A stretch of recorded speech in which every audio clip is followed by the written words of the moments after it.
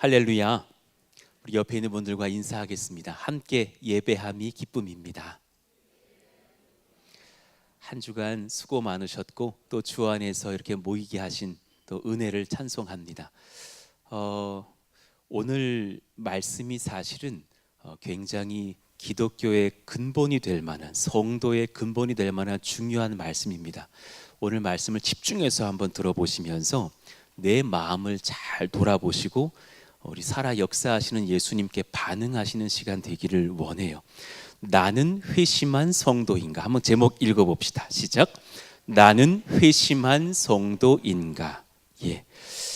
저는 오랜 기간 고등부 학생들과 목회를 했었고 그 아이들이 많이들 이렇게 졸업을 하죠. 이제는 그 졸업했던 아이들 중에 저에게 주례를 부탁하는 친구들이 있을 만큼 시간들이 또 지나갑니다. 근데 그 아이들 중에 많은 아이들이 그 믿음을 지켜가지만 또 어떤 지체들은 대학에 가서 또 청년의 때에 그 믿음을 잃어버리고 고생하고 방황하는 것도 보았습니다. 왜 그럴까? 사실 오늘 설교에 그 답이 있죠. 우리가 지금 어떤 믿음으로 진실한 회심을 한 상태로 이곳에 와 있는지, 아니면 이곳에 가족의 권유에 따라 부모님의 권유로 온 자녀, 아내의 권유로 온 남편, 여러분들도 있을지 모르겠지만 마음을 한번 편안하게 열어보시고 오늘 말씀을 믿음으로 받아보시자고요. 디모데후서를 아십니까? 디모데후서는 사도 바울이 생애의 가장 마지막 때에 기록했던 것으로 여겨지는 서신이에요. 사도 바울의 마지막 생애, 그때에 결연한 의지, 믿음 가운데서 낳았던 아들, 후배 목회자 젊은 디모데를 향해서 따뜻하고 애틋한 그런 부성애가 담긴 서신이죠. 근데 사랑은 넘치고 있는데 부탁하고 있는 것은 사실 대단히 생명을 건 복음 전도의 소명을 전하고 있죠. 그 복음의 소중함, 말씀의 소중함을 가지고서 믿음의 성도들을 세워가라. 그런 교회를 일으켜내라. 정말 가장 사도 바울의 깊은 복음의 심경이 담긴 유언과도 같은 서신으로 평가되죠.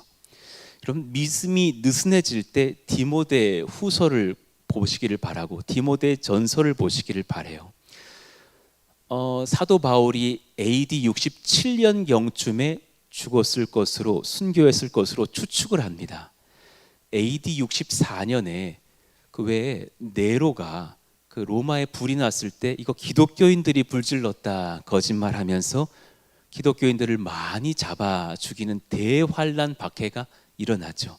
그 환란 직전에 써진 것이 전서, 직후에 쓰이고 몇 개월 뒤에 죽게 된 사도 바울의 그 운명과도 같은, 유언과도 같은 서신서가 바로 디모데 후서죠.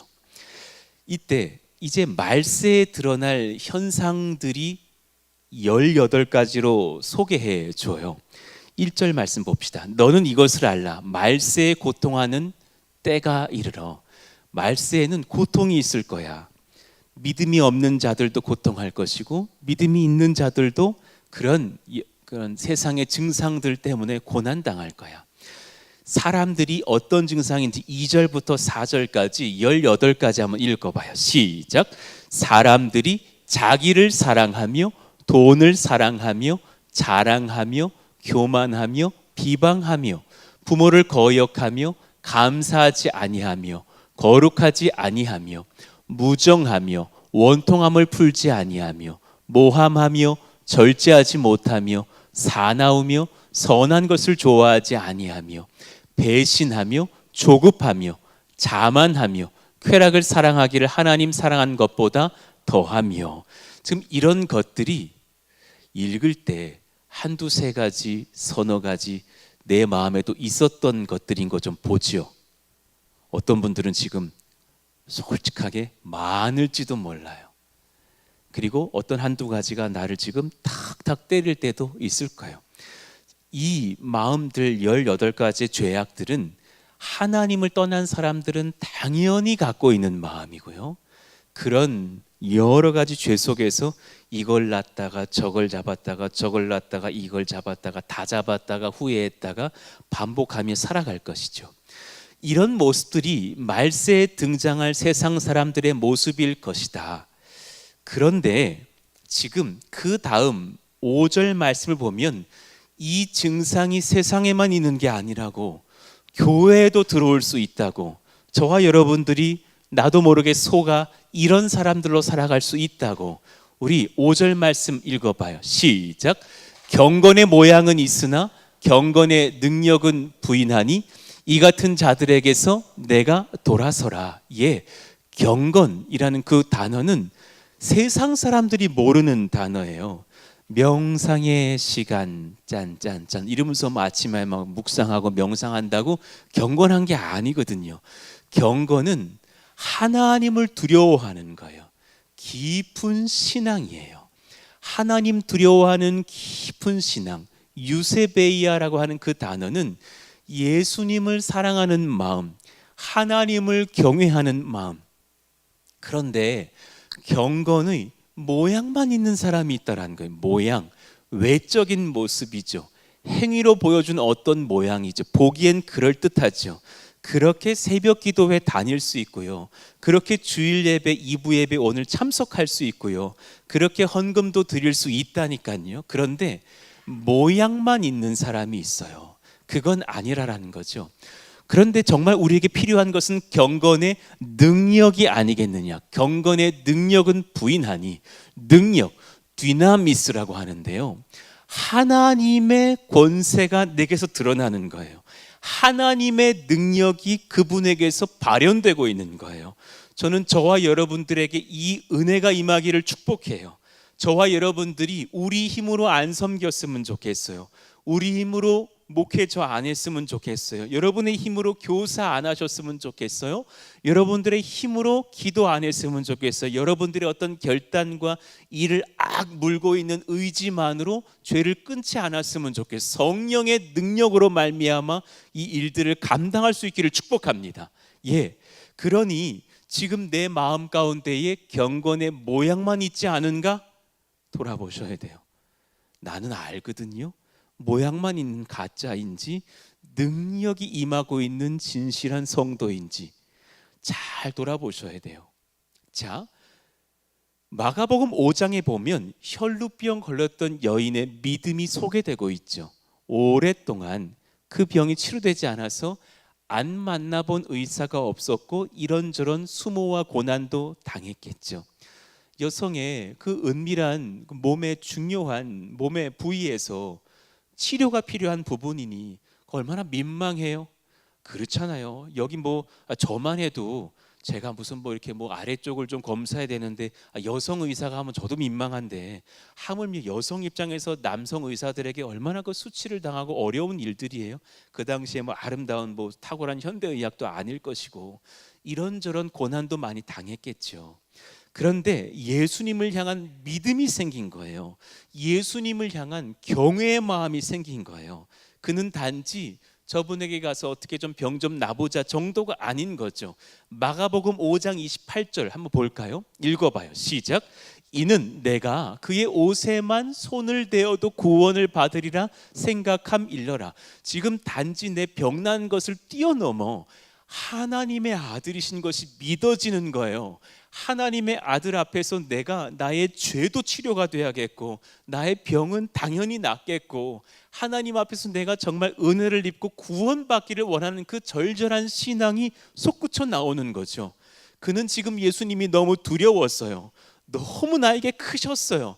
그분이 나에게 너무나 존귀하세요. 그래서 감히 그분 앞에 서지를 못하고 작은 태도지만 분명한 믿음, 겸손하고 경외하는 태도지만 분명한 예수님을 향한 신뢰와 확신, 옷만 잡아도 충분해. 그분의 옷을 딱 잡았어요. 그랬더니 그분께서 뭐라 그래요? 그 몸은 어떻게 바뀌었어요? 29절. 이에 그의 혈루 근원이 곧 마름에 병이 나은 줄을 깨달으니, 몸에 깨달으니라. 여러분, 콧물이 1년 12달 흐르는 사람이 있다 쳐봐요. 저도 왜 감기 걸리니까 콧물이 자꾸 나오대요. 그럼 내가 알아요. 여기서 이렇게 흘러나오는 거 알아요. 몸에서 피가 흘러나온 것을 그가 느끼다가 이제 알았겠죠. 멈췄다. 멈췄다. 기침병이 나은 것도 알고 눈이 밝아진 것도 알고 혈루 근원이 많은 것도 그가 느꼈겠죠. 나았다. 기적 같은 일이 일어났다. 우와, 하나님이 나를 바꾸셨다. 내가 지금 그에게 은혜를 입고 참 구원도 입겠구나.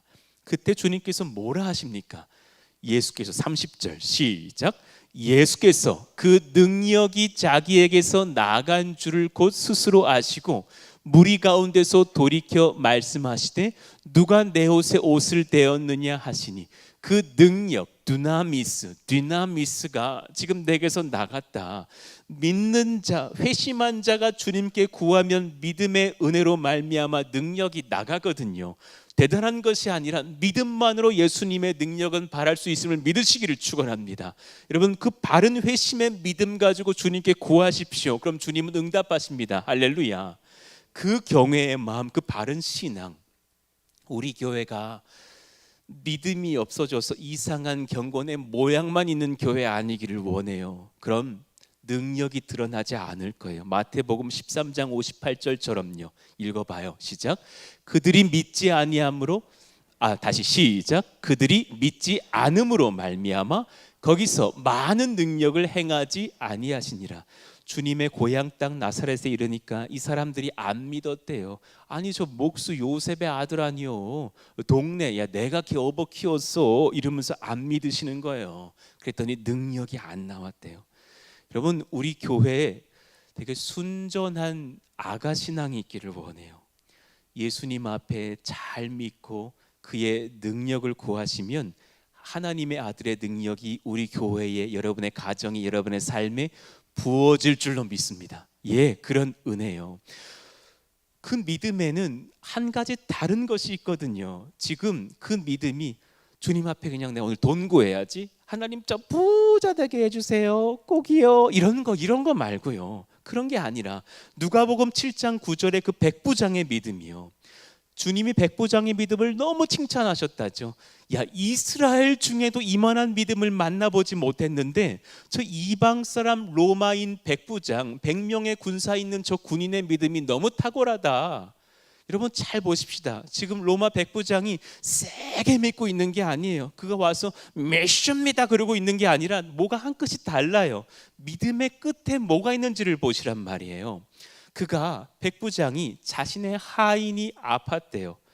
참 사랑 많은 리더예요. 종이 아픈데 어떤 의술로도 고쳐지지 않자 그가 곧 죽게 생겼는데 꼭 낫게 하고 싶은데 나의 믿음의 주체이신 예수님이 동네 가까이 오셨다죠. 그에게 달려나가서 그에게 엎드려서 간구해요. 그런데 뭐라고 말씀합니까? 7절을 한번 봅시다. 그러므로 내가 주께 나아가기도 감당하지 못할 줄을 알았나이다. 말씀만 하사 내 하인을 낫게 하소서. 자기도 백부장이고요. 자기 밑에 로마 병사 100명이 있는데요. 우리로 치면 뭐 한 중대장쯤 되지 않습니까? 아니 중대장님이 우리 중대에 오시면 바짝 병사들 긴장하죠. 막 충성 외치고 중대장이 갑자기 이요한 일병, 예, 일병 이요한 물 갖고 와. 그럼 물 또 오지 않겠습니까? 내 총을 좀 갖고 오게. 총 들고 오지 않겠습니까? 내 모자를 놓고 왔네. 모자 갖고 오게. 두렵고 떨리는 마음으로 그 방에 가서 그 우리 리더의 모자가 맞나 살피고 갖고 오지 않겠습니까? 하물며 나도 그런데. 근데 중대장이 함부로 못하는 게 뭡니까? 사단장 방 문 확 열고 갑자기 들어갈 수 있습니까? 우리 군대 최고 리더 대통령 방으로 확 들어갈 수 있습니까? 못하지 않습니까? 아까 바로 그 말씀인 거예요. 주님 말씀만 하사 내 하인을 낫게 하소서. 7절 한번 다시 보여줘 보세요. 내가 지금 주께 나아가기도 감당하지 못할 줄을 압니다. 주님 가만 보니 제가 백부장으로서 로마 황제에게도 못 가는데요, 감히 만군의 왕 되신 하나님의 아들께 내가 감히 어떻게 나아갑니까? 그러나 지금 주님이 겸손하셔서 나를 맞이해 주셨는데 더할 못할 것이 있습니다. 우리 집으로는 주님이 오시는 게 감당이 안 됩니다. 8절 말씀 같이 한번 읽어봐요. 시작. 나도 남의 수하에 든 사람이요 내 아래에도 병사가 있으니 이더러 가라 하면 가고 저더러 오라 하면 오고 내 종도로 이것을 하라 하면 하나이다. 그러니 말씀만 하사 내 종 병 나으라 하십시오. 그러면 치료가 되겠습니다. 너무 큰 믿음이죠. 그의 믿음은 강도의 문제가 아니죠. 주님이 참 위에 계시고 난 참 아래에 있죠. 여러분, 이 믿음이 참 건강한 믿음인 거죠. 여러분 지금 그 믿음 가운데 계십니까? 우리가 오늘 회심이라는 것을 잘 점검해 봤으면 좋겠습니다. 나는 바르게 회심을 한 사람인가? 옆에 있는 분들에게 사랑의 인사를 해 주십시오.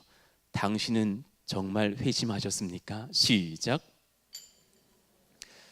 잘 물어봐 주셔야 돼요. 남편 아내들이요, 잘 물어봐 주세요. 돌아보자, 내 남편 정말 회심한 남편 맞나? 천국 가서 만나야죠. 정말 회심한 내 아들이 맞는가? 잘 들어보십시오. 회심이란 무엇인가? 바른 회개와 믿음이 내게 있는가? 읽어봐요. 시작. 회심이란 무엇인가? 바른 회개와 믿음이 내게 있는가? 자, 마음을 열고 들어보십시다. 회심이란 예수님을 마음에 모신 한 사람이 옛 모양의 죄악의 삶을 그치고 하나님 기뻐하시는 새로운 삶을 시작하는 첫 번째 행위예요. 행위란 말하는 것은 본인이 인지한다라는 거예요. 상세한 것들을 배우길 원하시면 여러분 제자반을 꼭 들어오셔요. 하나씩 하나씩 다 성경 찾아가면서 알려드려요. 그런데 중생이라는 것이 있어요. 거듭남. 어떤 사람이요, 제가 경험해봤던 일인데 어떤 청년 전도하는데 자기는 찬양이 제일 우습게 여겨진대요. 찬양 가사가 너무 우습대요. 당신은 아름다우십니다. 당신은 영광의 왕. 그러는데 닭살이 팍 돋아가지고 못 불어드리겠대요. 차라리 유행가 멜로를 부르지 어떤 여인을 향해서 부르는 가요를 불러도 이건 못하겠다는 거예요. 어떻게 기독교인들은 그런 걸 불러요? 당신은 아름다우세요. 막 이런 찬양 닭살 안 돋으세요? 막 그래요. 그가 회심을 하고 나자 찬양을 하면서 줄줄 울어요. 근데 물어봤어요. 못 부르겠다면서요. 그랬더니 안 부르고 못 견디겠어요. 너무 주님이 아름다우세요. 그가 행위로 바뀌어지는 거죠. 거듭나고 중생하고 회심하고 나자 행동이 바뀌어요. 나도 모르게 중생할 수 있지만, 나도 모르게 거듭날 수 있지만 이제 내가 친히 행동을 하죠. 지옥으로 가던 길이 너무 좋았던 분이 있어요. 그분의 취미는 외도였고 특기는 그 무슨 투자, 막 그 도박, 막 이런 거였던 어느 50대 남편이 계셨어요. 너무 아내가 힘들어서 저를 찾아오고 그분을 만나면서 그분이 바뀌었던 한 10년 전에 어떤 사건이 기억나요. 그분이 이제는 바뀐 거죠. 일로 가는 거죠. 도박을 탁 끊으시던데요. 그리고 하나님을 두려워하면서 제가 정말 기초의 신앙이지만 말씀을 보기 시작합니다 하면서 눈물을 줄줄 흘리면서 제 앞에 제고백을 하는 것을 봤었어요. 그의 차 옆에 타봤는데 그분의 운전대에 항상 그날의 말씀이 딱딱 놓여 있으면서 저의 옆에 딱 태우더니, 목사님, 제가 지난 8년간 아내를 업신여겼습니다. 제가 아내 모르게 만난 여인이 몇 명 있었습니다. 그리고 그들과 비교하면서 우리 아내는 진짜 가짜는 여자라고 여기면서 함부로 대했습니다. 제가 회심하고 나서 아내 무릎에 가서 꿇었습니다. 아내에게 가서 무릎 꿇었습니다. 너무 미안하다고, 죽을 죄를 졌다고, 예수님께도 당신께도 미안하다고, 죄송하다고 용서해달라 그러고 용서를 받았습니다. 저 다시 태어납니다. 저는 이제 주님 사람입니다. 그러는 사람을 봤습니다. 회심한 거죠. 본인이 행동하죠. 액션을 취하죠. 바뀌었죠. 복음이 B번 마음에 심기어져서 중생한 영혼이 죄와 사망으로부터 하나님과 영생의 나라를 향해 이동하는 첫 번째 행동입니다. 바뀌어야 됩니다. C번 참 중요한데요. 같이 한번 천천히 읽어봐요. 시작. 복음을 듣고 깨달아 이제 스스로 예수님을 향한 나의 죄를 회개하고 나의 유일하신 구주 하나님이 예수 그리스도이심을 믿어 고백하는 것. 할렐루야. 분명한 두 가지가 있어요. 회개하고 주를 믿는 것. 회심은 어떤 합당한 그의 행동과 변화된 움직임을 요구해요. 전혀 변화가 없다. 회심하지 않았을 확률이 높아요. 어떤 행동, 어떤 변화가 있어야 하는가? 자, 보겠습니다. 필수적인 요소가 아닌 것들이 있어요. 이것은 있을 수 있고 없을 수도 있어요. 있으면 유익할 때도 있지만 꼭 있어야 되는 것은 아닌 것들이에요. 갑작스럽게 일어나는 사건. 어떤 분은 회심하는 그날 방언 터진 분도 있어요. 엄청난 능력과 은사를 경험하고 막 뒤로 자빠져서 부르르 몸이 떨렸던 분들도 있어요. 예, 많은 분들이 특별한 경험을 하기도 해요. 아닐 수도 있어요. B번, 극적인 경험과 우리의 흥미를 끄는 특별한 경험 같은 것들이 있어요. 빌립보의 간수는 자신이 죄수로 여겨서 바울과 실라를 흠씬 두들겨 때리고 옥에 가둬놨죠. 그들이 막 서로의 몸이 아픈 것을 만져주면서 감사 찬송을 시작했다죠. 많은 죄수들이 귀를 열고 그들의 찬송 고백을 듣더라. 그때 성령이 역사를 일으켜요. 막 땅이 흔들리고 지진이 나더니 감옥의 문들이 다 열리고 손에 채워놓고 발에 채워놨던 착고들이 다 탁탁 풀리는 거예요. 그때의 로마의 그런 법들을 연구해 보면 발도 서로를 두 발을 묶어 놔가지고 잘 걷지도 못하게 해놨던데 다 착고가 풀리는 거죠. 그런 놀라운 일들이 일어나면서 와, 나는 이제 이 죄인들을 다 놓쳤구나. 자결하려고 할 때 내가 여기 있다고 바울이 선포하면서 그를 살려놓고 주 예수를 믿으라. 그리하면 너와 내 집이 구원을 얻으리라. 온 가족까지 다 만나면서 복음 전도하고 세례를 베푸는 특별한 경험이 그에게 있었죠. 아닌 경우도 있어요. 어떤 분은 극적으로 회심하자 암이 싹 낫는 분이 있었어요. 저희 아버님이 어떤 목사님께서 어떤 성도에게 가셨어요. 예수님을 믿는다면은 이 몸의 마비 증상이 나을 것이라고. 당신은 주를 믿겠습니까? 예. 그랬더니 기도하고 딱 가서 정말 반 마비가 싹 풀렸어요. 그리고선 다시 교회를 다니시다가 아유, 이게 뭐가 중요하고 안 나와요. 다시 마비가 오는 경우도 봤어요. 하나님은 특별한 경험을 주시기도 해요. 그러나 그런 것이 있을 수도 있고 없기도 해요. 눈물을 많이 흘리는 것. 많은 분들이 이 얘기를 저에게 해요. 왜 저 집사님은 저렇게 우는데 나는 눈물이 없냐고. 그러면서 나한테 뭐라 그러신 줄 아세요? 목사님 제 눈 좀 찔러봐 주세요 그러더라고. 이제 그거 그렇게 원하면 그 앞에서 내가 마늘을 계속 양파를 까드릴게요. 예. 그러나 성령이 허락하신 눈물이 흘려질 때가 있죠. 지금은 아닐 수도 있는 거예요. 하나님께 맡겨드리시면 돼요. 어떤 목사님 이런 설교하는 것도 제가 들었다니까요. 젊을 때 회심해야 된대요. 나이 많은 자의 회심은 거의 불가능하대요. 아니에요, 여러분. 나이 많으신 분들이 훨씬 회심 많이 하는 것도 봤어요. 저는 노년에 계신 분들의 마음이 유순해져서 평생에 우상 숭배하고 제사 지내고 유교 신앙 막 이런 걸로 살아왔지만 죽음 앞에 장사 없어요. 병 앞에 장사 없어요. 그분 앞에 제가 딱 겸손히 서서 이 얘기, 이 복음의 말씀을 전해드렸을 때에 끄덕끄덕하면서 눈물 주르르 흘리면서 회심하시는 분들을 지금까지 수십 명 만나봤어요. 그분들은 어떻게 회심한 겁니까? 나이도 중요치 않아요. 회심을 규격화시키고 일정한 원리를 주장하는 것도 아니에요.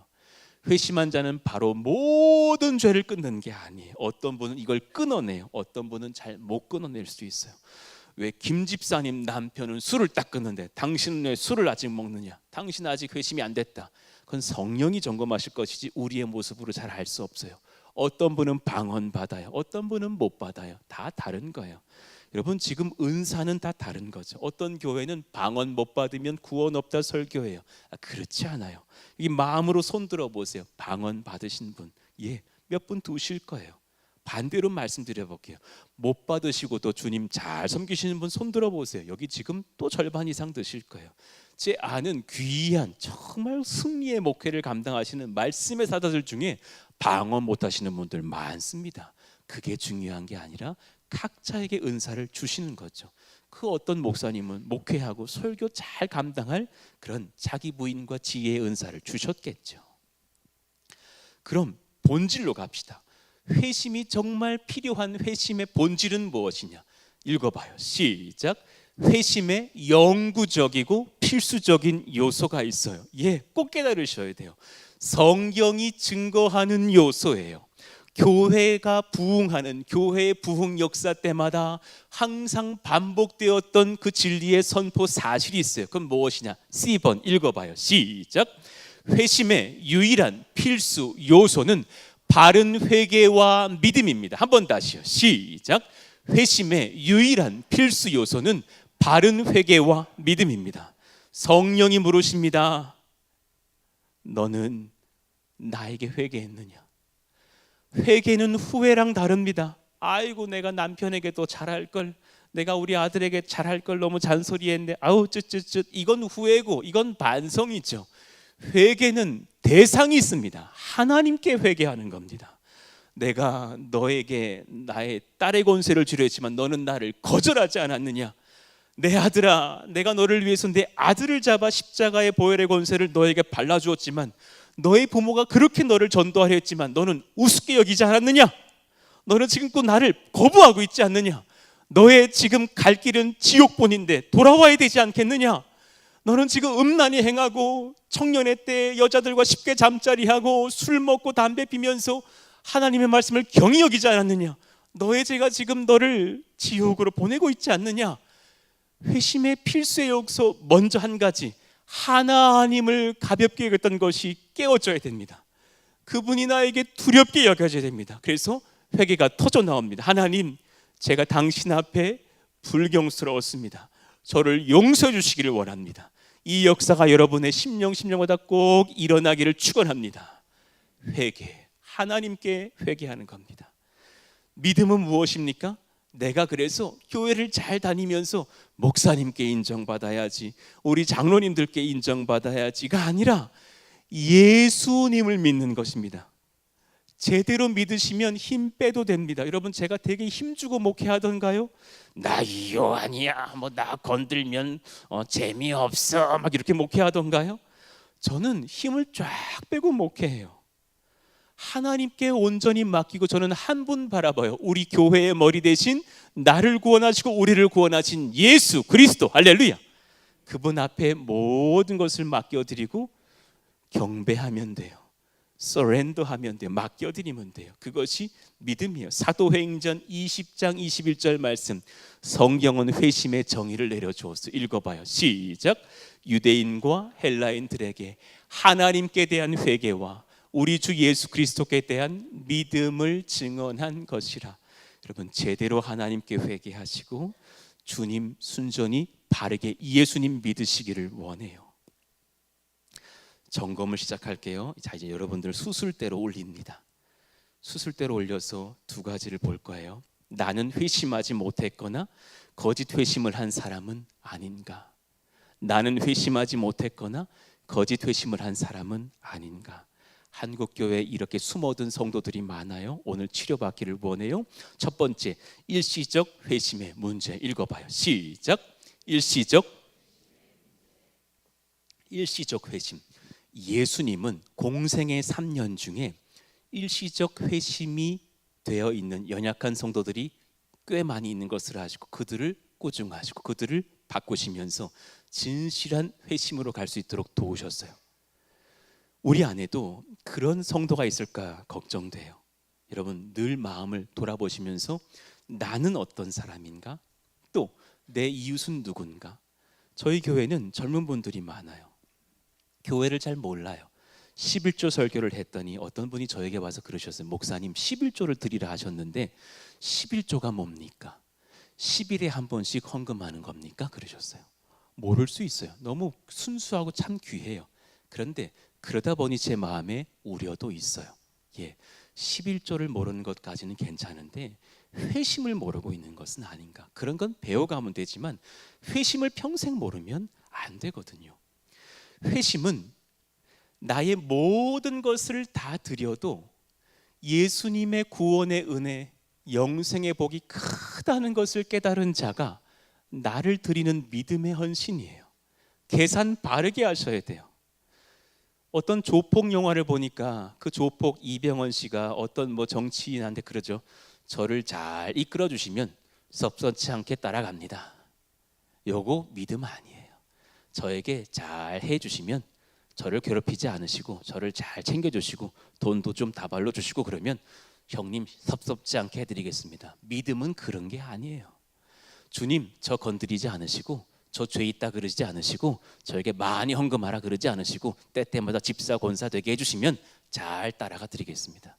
회심이 아니에요. 다시 한번 읽어봐요. 시작.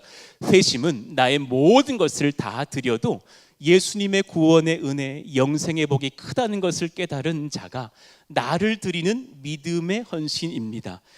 누가복음 14장 28절 작은 망대를 하나 세우고자 너희가 할진데 자기의 가진 것이 준공하기까지에 족할는지 먼저 앉아 그 비용을 계산하지 아니하겠느냐? 여러분 천국 갈 백성으로서 예수님을 만날 값을 계산해 볼진데 지금 내 것이 더 커 보이는 자는 주를 받겠느냐? 정말 주를 쫓아가려면 내 것이 작아 보이고 주님 것이 훨씬 커 보여야 그 길을 따라갈 수 있는 계산이 바르게 된 성도 아니겠느냐. 마태복음 13장 44절 말씀이요. 천국은 그런 사람만 들어가요. 읽어봐요. 시작. 전국은 마치 밭에 감추인 보화와 같으니 사람이 이를 발견한 후 숨겨두고 기뻐하며 돌아가서 자기의 소유를 다 팔아 그 밭을 사느니라. 할렐루야. 여러분 그 밭을 딱 열어보니까 세상에 그 땅에서 온 발밑이 다 금이야. 그만큼도 아니요. 여러분 금이 얼마인지 모르겠지만 요즘 한돈이 얼마나 비싸요. 요즘 한돈 50만 원 해요. 요만한 게 50만 원이라고요. 그런데 딱 열어보니까 금덩어리가 이 성경책만 해. 그 밭 사야 돼 안 사야 돼요? 금덩어리 그런 걸 봤어야 말이지. 별 반응이 없으신데 예수님이라는 땅은 파보니까 전부 금이고 전부 은혜고 전부 생명인지라. 할렐루야. 그 땅의 모든 것을 드려도 될 만큼 값어치가 있어야 회심이 되죠. 일부 예배 때도 설교해 드렸지만 우리 교회에 우리 강주영 간사님 청년이 계셔요. 얼마나 멋지고 얼마나 준수하고 얼마나 주를 사랑하는 이 시대 참 거나 같아요. 그런데 그 청년이 지금 CCC 수원 경희대 오산대에서 간사 활동을 한단 말입니다. 너무 주님이 좋은 거예요. 이 형제가 너무 우리 그 간사님 아이들을 대하면서 막 전도하고 선교하는 게 너무너무 행복한 거예요. 여러분 CCC 간사, 그분 나이 20대 후반 30대 초반. 간사는 가난해요. CCC 간사 웬만한 사역자 중에 가장 최하 연봉 받는 사람인 걸 아시면 돼요. 월 100만 원 받을까요? 못 받을 거예요. 그런데 그의 부모도 그도 너무 기뻐하는 거예요. 한번 물어봤어요. 간사님으로 계속해서 주님이 부르신다면 계속 가실 거예요. 저는 너무 감사해서 이 길 주님 원하신다면 저 계속 갑니다. 그의 중심에 물질이 있는 게 아니라 물질도 벌 수도 있겠죠. 그 간사 딱 내려놓고 장사해도 되겠죠. 장사해도 오죽오죽 잘할 형제죠. 그러나 그런 것이 아니라 주님이 큰 것이죠. 일시적인 회심의 문제는 뭐냐면 이 계산이 잘못돼서 처음에는 복음을 받으나 나중에 그 복음이 작게 여겨져 주를 버릴 때의 문제인 거예요. 주님이 요한복음 6장에서 오병이어 사건을 일으켜내셨대요. 와, 기적이죠. 여러분 우리가 다 주님 앞에 지금 오병이어를 경험하는 기적의 백성으로 앉아 있는 거예요. 주님이 종이만 복사하시는 게 아니네. 물고기가 계속 복사가 돼요. 세상에 빵덩어리가 계속 복사가 돼요. 이분 옆에 있으면 요 괜찮다. 다음에 5만 원짜리를 드려야겠다. 10,000장만 만들어 주십시오. 이야 대박이다 막 이러면서 주님 따라가고 싶었죠. 지금 우리 마음도 솔깃해요. 다 돌려보내셨다 그러죠. 그리고 뭐라 그래요? 바로 이어서 설교를 시작하시는데 63절에 보니까 너무 황당한 설교 읽어봐요. 시작. 살리는 거는 영이니 육은 무익하니라. 내가 너희에게 이른 말은 영이요 생명이라. 나 너희 부자 되게 온 예수님 아니다. 나 너희 이 땅에서 떵떵거리는 권력 주려고 온 하나님의 아들 아니다. 너희 육은 결국은 무익하지 않느냐. 내가 너의 병을 치료해 주는 이유는 이 순간부터 죽지 말라고 치료해 주는 것이 아니라 더 생이 연장되는 경험도 하면서 너의 영이 주님 앞에 바르게 회심하여 너의 영이 하나님께 붙들려 그 영혼이 영생하기를 원하는 하나님 나라 백성 되기를 원하는 것이 아니냐. 나는 너의 영이 바뀌기를 원하지 너의 육이 평안해지기를 바라는 것을 온 사람만은 아니다. 내가 이르는 말은 영이요 생명이라. 너의 영혼들이 진실하게 회심하기를 원한다. 이 말씀을 듣자 사람들이 실망해 버렸어요. 66절에 보니까 그때부터 누구냐? 그의 제자라고 말하던 사람들 중에서 많은 사람이 떠나갔다죠. 일시적인 회심에 그는 주를 버린 거예요. 데마라는 사람이 그랬다죠. 골로새서 4장 14절에 보니까 사랑을 받는 의사 누가와 곧 또 데마가 너희에게 문안하느니라 그랬어요. 그때까지 데마는 바울의 오른팔 같은 사람이었겠죠. 열심으로 주를 섬기려고 했겠죠. 그런데 일시적인 회심이었어요. 자기가 여기서 인정받고 싶었겠죠. 그런데 로마 황제의 박해가 일어나요. 많은 사람들을 막 죽여요. 그리고 핍박당하고 기독교인들은 가난해져요.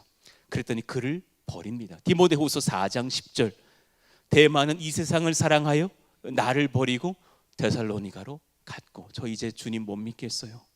저 그냥 주님 안 믿는다 그러고 로마 황제에게 굴복하면서 생명 부지하면서 좀 편안하게 살게요. 일단 살아야죠. 가버렸다라는 거예요. 여러분들은 어떠신지 마음을 정리해 볼까요? 일시적 회심, 말씀을 듣고 예수님께 잠시 마음을 열었으나 실상 진실로 회심하지 못한 상태. 지금 나는 그러지 않은가? 이후의 말씀 한번 읽어봐요. 예수님을 시작. 예수님을 향하여 마음을 조금 열었다가 더 신앙이 성장하지 못하고 마음을 내가 원하는 세상의 것들로 돌려버리는 것. 우리 가운데 이런 일시적인 회심의 연약함이 없기를 예수 이름으로 축원합니다.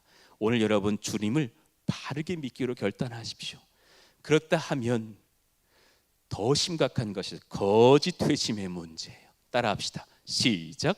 거짓 회심의 문제. 일시적인 회심은 성경적 진리가 들어왔다가 빠져나가는 경우예요. 그 가시떨기 비유처럼 마음밭이 옥토가 되지 못해서 재리의 유혹, 세상의 염려 같은 것이 딱 왔을 때 주님을 버려버리는 마음이 일시적 회심의 문제라면, 거짓 회심은요, 말씀과 복음이 내게 안 들어와요. 이분들은 말씀을 사랑하지 않아요. 교회에서 말씀 듣기를 거부하는 분들은 점검이 필요하고요, 구원을 얻었다고 착각하는 경우에요. 진실한 말씀 복음이 내 마음에 들어온 적이 없어요. 구원을 얻었다고 착각해요. 그래서 진리가 아닌 다른 동인에 의해서 마음의 만족이 발생해요. 충분히 한국교회 그럴 수 있고요, 한국교회 안에서 유교적 신앙으로도 그렇게 인정받으며 거짓 회심으로 20, 30년 심지어 목사 장로까지도 할 수 있어요. 조심하셔야 되는 거예요. 선행으로 구원받아야 하는 줄을 안다면, 복음이 잘못됐다면 행실은 자꾸 사람 보기에 좋은 행실로 바뀌겠죠. 그러나 거짓된 회심이겠죠. 여러분 지금 잘 생동해야 구원받는다고 아신다면, 나의 행위로 구원을 입증하려고 아신다면 지금 이런 복음을 모르시는 거예요. 헌금도 많이 낸다고 구원받는 게 아니에요. 봉사를 3개, 4개, 5개 한다고 구원받는 게 아니란 말이에요. 이번 한 주간은 참 경건하게 살고 내가 음욕을 절제했다고 승리하는 게 아니란 말이죠. 예수님을 믿지 않고 내가 물질이 넉넉하기 때문에 교회에 큰 헌금을 하여서 목회자와 교회 인정을 받고 기뻐하는 경우도 있다고 들었어요. 저에게는 없을 줄로 알아요. 그러나 점검해 봐야 돼요. 제자반을 섬겨보니까 어떤 자기 회사 선배님이 그러신대요. 그렇게 1년 12달 술에 취해 산대요. 고주망태래요. 술을 너무 사랑해서 그분은 분명히 두 주인을 섬기는 것 같아요. 주님, 주님. 그런데 교회에 가서 그렇게 헌금을 세게 한대요. 막 3천만 원, 5천만 원 이렇게 헌금한대요. 그리고 엄청 사랑받는데요. 주중엔 늘 취해 계신대요. 저는 그분의 신앙 점검이 필요하다고 봐요. 거짓 회심일 수도 있어요. 헌금 액수로 구원받는 게 아니라 3천이 아니라 30억을 한다 해도 주님은 난 널 모른다 하실 수도 있어요. 점검해 볼 필요가 있는 거죠. 예수님을 믿지 않지만 우리 가운데 그럴지도 몰라요. 교회를 너무 오래 다녔어요. 아빠 엄마 따라 너무 오래 다녔어요. 예배 순서 다 꿰고 있어요. 그 문화를 알아요. 직분도 얻었어요. 만족감으로 생활하는 경우도 있어요. 우리 안에 그렇지는 않은가요? 잘 돌아보셔야 돼요. 거짓 회심일 수 있습니다. 일시적으로 죄를 버리고 선을 행하나 그것은 회심의 본질이 아닙니다. 잠시 새벽 기도회도 나오고 술도 끊어보고 죄악이 나를 엄습하여 결국 그 마음 가운데 예수님 주시는 영적 자유를 경험하지 못하게 될 것입니다. 제일 위험한 것이 심리학의 유혹이에요. 한국 교회도 20년 전쯤에 심리학이 들어와서, 심리학은 성경책을 펴고 만들어진 이론이 아니에요. 예수를 부인했던 프로이드가 만들어서 다 틀렸다라는 건 아니, 그러나 신앙과 적용할 것은 아니에요. 심리학의 끝은 자아를 회복시키려고 해요. 심리학의 끝은 자존감의 회복, 자아상의 건강함을 돌아보게 해요. 여러분, 많은 심리학 거장들이 있어요. 칼 로저스가 뭐라 그럽니까? 그의 끝은 결국 자아의 완성일 것이라 그랬어요. 자기 이상의 실현이라 그랬어요. 그럼 성경 어느 한 구절도 너의 이상을 실현하라고 말하지 않아요. 성경 곳곳에서 너는 죄인이다, 너는 병들었다, 너를 부인하고 성령께 붙들려 예수님께 복종하여라, 예수님의 나라를 위해서 살아가라. 그러면 너에게 은혜가 있을 것이다. 할렐루야. 다른 거죠. 여러분, 심리학 책을 보다가 저 글을 한번 봐보세요. 자아에 대한 강의를 듣다가 우와, 너 마음이 오늘 감동한 거예요. 제가 완전히 변했어요 라고 로이 존스 목사님께 어느 성도가 그랬다죠.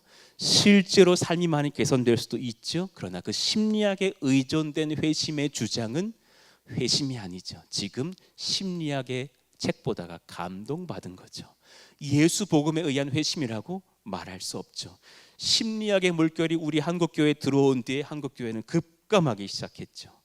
진짜 회심이 아닌 거죠. 온 교회 유행어, 자아상을 회복하세요, 자존감을 회복하세요. 자아상 좋은 분, 저기 북한에 한 분 계십니다. 핵미사일 만들고 계신 분, 좋은 분 한 분 계시다고요. 자꾸 막 내가 최고다, 나를 섬겨라 그러자고요. 그리고 점검해봐요. 나에게 충성스러운 예수님의 군사로서의 믿음이 있는가? 읽어봐요. 시작. 나에게 충성스러운 예수님의 군사로서의 믿음이 있는가? 자세한 깊은 내용들은 또 이어서 설교해 드리겠지만 무엇으로 점검합니까? 예수님을 향한 지정의의 변화예요. 말씀이 들어와야 돼요.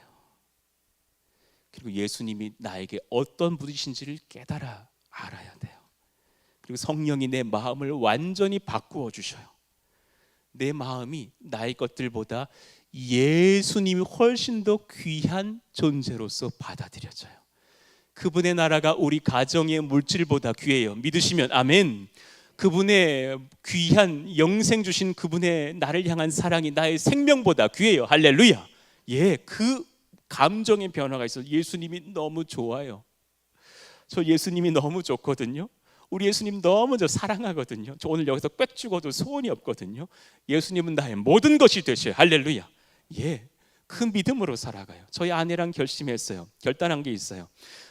저희 아내 좋아하죠, 연모하죠. 그렇지만 우리가 예수님 부인하는 자리로 어떻게 끌려갔다 치자. 그날부터 난 당신 때문에 예수를 부인하는 일은 없을 거다. 당신도 나를 위해서 예수를 부인하지는 말자. 막 당신에게 막 그냥 막 뭐 칼로 막 당신 허벅지 막 찌르면서 내 눈앞에서 예수 부인하라 그러면 나 저 사람 모른다 그럴 거라고. 그때부터는 그날 딱 죽자. 그리고 주님 나라 가서 같이 껴안고 하나님 찬송합시다. 난 주님이 좋아요. 여러분들은 어떠세요? 그 진짜 감정이 있으세요? 예수님이 좋으세요? 예수님이 모든 것이세요? 믿으시면 할렐루야. 정말 나의 의지의 변화가 있어야 돼요. 내 죄가 끊어져야죠. 나 이제 음란물 따위 안 보려고 해야죠. 나의 주님이 너무 귀하기 때문에 아내를 더 사랑하려 해야죠. 성도를 더 사랑해야죠. 나에게 함부로 말한 그분이 나를 아프게 했지만 나를 더 하나님이 사랑하신 그분에게 더 선대해야지, 죽기까지 충성해야지. 그 마음의 변화가 있어야겠죠. 그 중심에 한 가지 오늘 말씀드리고 마칠게요. 주를 위해서 고난 당할 수 있겠느냐. 따라해 봅시다. 주를 위해서 고난 받을 수 있는가? 그 신앙의 길로 나아간다면 맞아요. 그건 건들지 마세요. 가짜 할 수 있어요. 주를 위해서 이것 또한 감당하려 합니까? 예수 잘 믿으면 그렇게 행복한 길만 있지 않더라고요. 이 땅에선 그렇더라고요. 전 나중에 행복할래요. 정말 도리어 이를 기뻐합니까? 예수님이 나의 모든 것이 맞습니까? 디모데후서 1장 8절 말씀 같이 천천히 읽어봐요. 시작. 그러므로 너는 내가 우리 주를 증언함과 또는 주를 위하여 갇힌 자 된 나를 부끄러워하지 말고 오직 하나님의 능력을 따라 복음과 함께 고난을 받으라. 아멘. 이 말씀이 저에게 너무 큰 소명으로 다가온 거예요. 저는 여러분이 부끄럽지 않고 저도 부끄럽지 않아요. 저는 직업이 없는 사람이에요. 저는 돈 벌려고 목회하지 않아요. 저는 직업은 무직이고 소명이 목사예요. 저는 그렇게 살려 해요. 왜냐하면 주님이 너무 자랑스럽거든요. 그 주님이 여러분들에게는 있으십니까? 디모데후서를 기록하면서 사도 바울은 엄청 마음이 아팠을 거예요. 성령의 지도를 따라서 2차 로마 감옥에 갇혔을 때에 자기는 느꼈을 거예요. 곧 나 죽는다. 너무나 많은 성도들이 박해당하면서 저 화제를 기독교인이 냈다고 막 로마 네로 황제가 거짓말하면서 많은 사람들이 죽어 나아갈 때예요. 기독교인이면 죽여도 좋다라는 법이 통과된 때입니다. 그래서 그에게 기름을 부어버리고 창으로 꽂아서 로마 벽들에 등불로 썼다죠. 내 아버지가 예수 믿다가 저 여기 당연히 길에 밤에 등불로 불을 밝히고 있는 시신으로 타고 있어. 얼마나 많은 사람들이 아파하면서 그리스도를 배반합니다. 막 그럴 때 그때 바로 이 말씀이 쓰여진 거예요. 나는 곧 가지만 너는 담대히 이 말씀을 전파하라. 바울의 몸부림을 보여주죠. 예. 그럴 때에 바울은 67년경, 저도 그 현장에 한번 가본 적이 있는데 로마 인근의 오스티안 그 길거리에서 황제에게 붙들려서 목이 잘려 죽습니다. 그 위대했던 사도가 목이 잘려 죽어요. 기독교인은 뒤안 길은 쓸쓸할 수 있습니다. 그러나 하나님 나라의 입성은 크고 아름다울 줄로 믿습니다. 예, 오히려 주님을 부끄러워하지 않으면서 우리의 긴 여정들, 이 신앙길 바르게 잘 감당할 수 있기를 예수의 이름으로 축원합니다. 아멘. 자, 우리 한번 자리에서 일어나서 뜨겁게 찬송하실까요?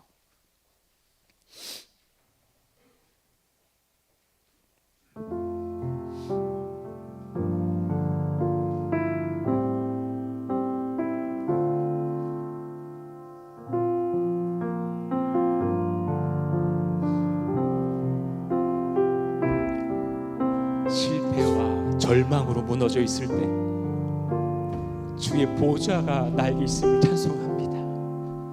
그 은혜로 나아가서 만왕의 왕 되신 예수님께 경배하기를 원합니다. 주의 보좌로, 주의 보좌로 나아갈 때에 어떻게 나가야 할까? 나를 구원한 주의 십자가, 그것을 믿으며 가네. 주의 보좌, 주의 보좌로 나아갈 때에 나 여전히 부족하나.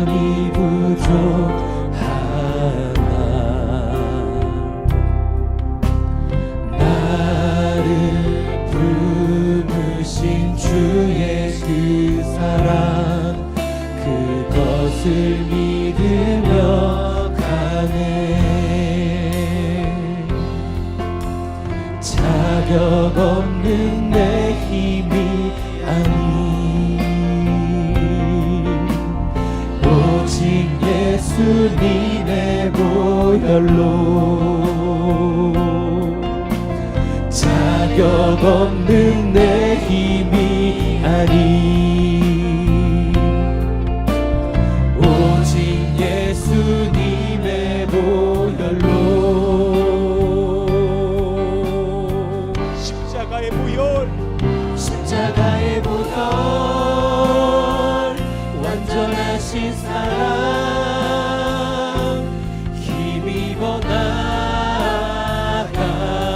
나갑니다 십자가의 보혈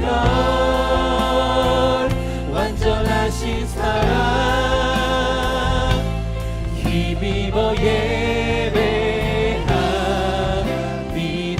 십자가의 보혈 십자가의 보혈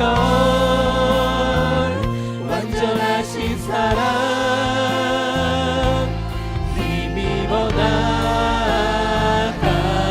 나갑니다 십자가의 보혈 완전하신 사랑 힘입어 예배합니다 자격 없는 내 힘이 아닌 자격 없는 내 힘이 아닌 오직 예수님의 보혈로 오직 예수님의 보혈로 아멘 자격 없는 자격 내 노력과 없는 내 공로가 힘이 아닌 저는 예수님 보혈로만 의지하여 회심합니다 주님의 자녀가 됩니다 십자가의 보혈 십자가의 보혈 완전하신 사랑 힘입어 나갑니다 십자가의 보혈 완전하신 사랑 힘입어 예배합니다 십자가의 보혈 완전하신 사랑 십자가의 보혈 완전하신 사랑 힘입어 나갑니다 예 그렇습니다 십자가의 보혈 완전하신 완전하신 사랑 사랑 힘입어 예배합니다 우리 목소리만으로 찬양할까요 십자가의 보혈 고백하십시오 완전하신 사랑 힘입어 나갑니다 십자가의 보혈 십자가의 보혈 완전하신 사랑 완전하신 사랑 힘입어 예배합니다 힘입어 예배합니다 이 시간 한번 기도하길 원하는데요 여러분은 정말 회심한 백성이 맞으십니까? 그 사람은 자기 공로에 심취해 있지 않아요 일시적으로 주님을 따라오고 부모님 따라서 여기 온 게 아니에요 아내 남편 따라오신 게 아니란 말입니다 나의 모든 것이 되신 예수님을 내가 만났기 때문에 하나님 앞에 나의 죄를 회개하고 돌이키기로 결단하며 예수님만이 나의 모든 것이라고 고백하는 사람 진실한 회심의 사람인 줄로 믿습니다 하나님 내가 그런 백성 되기를 원합니다 우리 가족이 그러하기를 원합니다 나의 이웃들이 그러하기를 원합니다 이곳에 일시적인 회심으로 온 사람들이 있다면 회심의 역사가 일어나기를 원합니다 하나님 우리 직장의 동료들이 그러하기를 원합니다 우리 교회 학교의 아이들이 그러하기를 원합니다 이 시간 같이 한번 그렇게 예수님을 소망하시면서 주여 크게 부르짖고 기도합니다 주여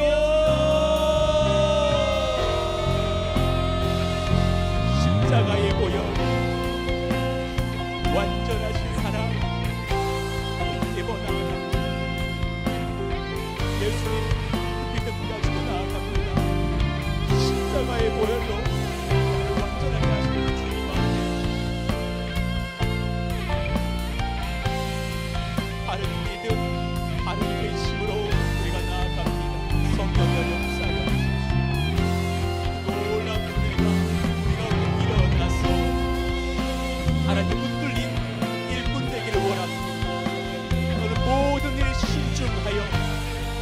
받으며 전도자의 일을 하며 내 직무를 다하라. 전제와 같이 내가 벌써 구워지고 나의 떠날 시간이 가까웠도다.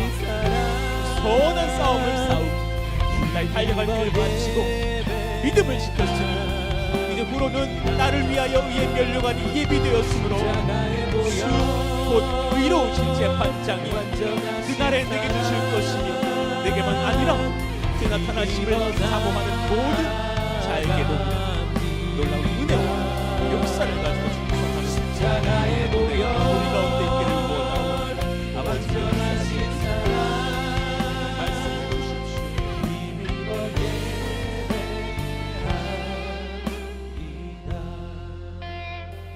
하나님 감사해요. 오늘 이 귀한 복음을 들려주시니 고맙습니다. 바르게 회심하는 성도가 되겠습니다. 하나님, 예수님 앞에서 하나님 앞에서 나의 죄를 회개합니다. 제가 하나님께 죄 지었다는 것을 몰랐사오니 용서하여 주시고 나의 모든 죄에서 나의 삶을 돌이키는 역사가 일어나게 하여 주시옵소서. 간절히 구하오니 저는 예수님 믿기로 작정합니다.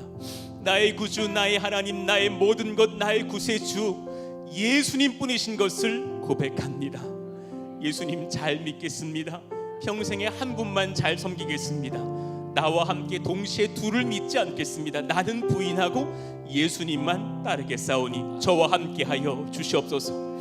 하나님, 고난이 올지라도 주를 버리지 않는 신앙 되게 하여 주세요. 일시적 신앙이 아니기를 원해요. 주님과 함께 걸으면서 수고하고 헌신하고 때로는 희생하고 주를 위해서 많은 것을 잃어버린다 하더라도 예수님 앞에 충성 복종하고 기뻐하는 이 시대의 바울, 이 시대의 베드로, 이 시대의 디모데 다 될 수 있도록 역사하여 주옵소서. 하나님, 우리 가정이 새롭게 결혼하여서 아름다운 가정을 꾸렸습니다. 우리 가정의 주인이 나와 그가 아니게 하여 주시고 예수님이 되게 하여 주십시오. 우리 아들이 교회에 달려나왔습니다. 우리 아들의 주인이 예수님이 되게 하여 주십시오. 나의 남편이 교회에 달려나왔습니다. 우리 남편의 주인이 골프와 술이 아니고 명예와 돈이 아니라 예수 그리스도가 되게 하여 주십시오. 우리 교회 학교 아이들이 20살 뒤에 술 먹고 대학생활 하면서 이런저런 음란으로 떨어지는 것이 아니라 평생을 삶을 드리는 예수의 일꾼들, 진실한 회심한 어린 성도들 다 될 수 있도록 역사하여 주시옵소서. 아멘. 하나님 사모합니다. 사랑합니다. 그렇게 역사하실 우리 주 예수님의 이름으로 기도하옵나이다. 아멘.